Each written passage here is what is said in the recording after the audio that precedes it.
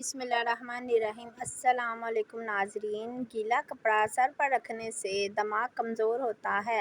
کبوتر کا انڈا کھانے سے دماغ تیز ہوتا ہے۔ کھجور کے سائے میں بیٹھ کر پیشاب کرنے سے ہوائی چیز اثر کر جاتی ہے۔ سونف کھانے سے پیٹ خراب نہیں ہوتا۔ اگر ریڑھ کی ہڈی میں درد ہو تو چھوٹی الائچی منہ میں چبا لیا کرو۔ شام کے وقت مولی کھانے سے سر درد ہو جاتا ہے۔ گوبھی کا سالن کھا کر دودھ پینے سے چہرے پر دانے نکل آتے ہیں۔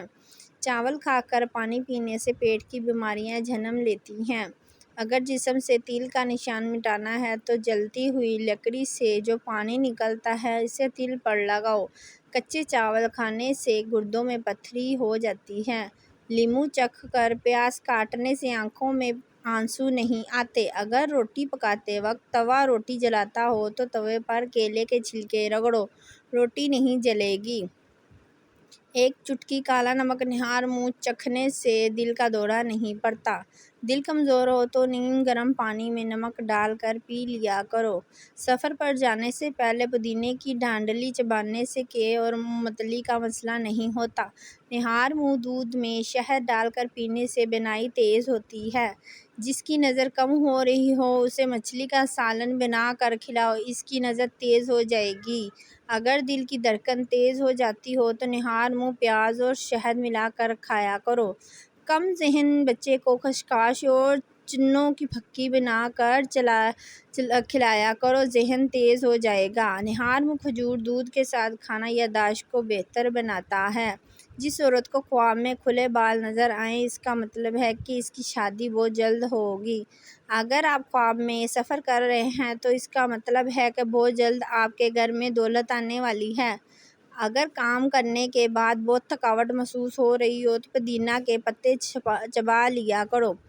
اپنی جلد پر ہاتھ سے چٹکی کاٹنے سے سستی ختم ہو جاتی ہے۔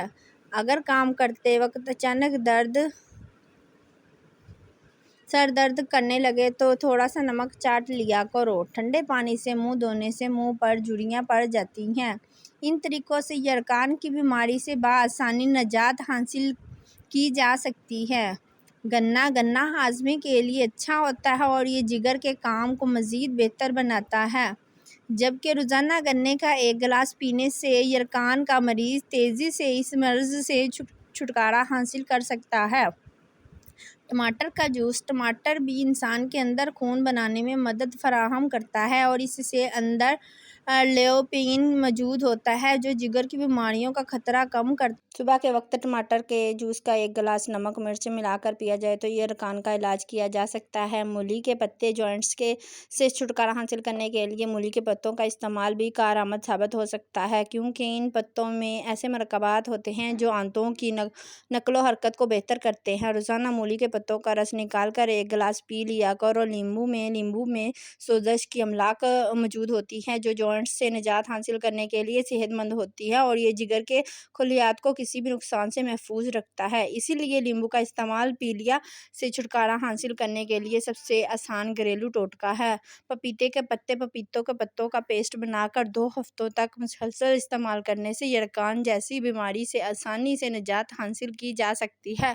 پالک میں لوہے کی مقدار کثرت سے موجود ہوتی ہے، لہٰذا پالک کا جوس بھی جوائنٹس کے مریض کے لیے ایک مؤثر گھریلو علاج ہو سکتا ہے، جبکہ پالک کے پتوں کے ساتھ گاجر کا استعمال بھی نہایت مفید ثابت ہوتا ہے۔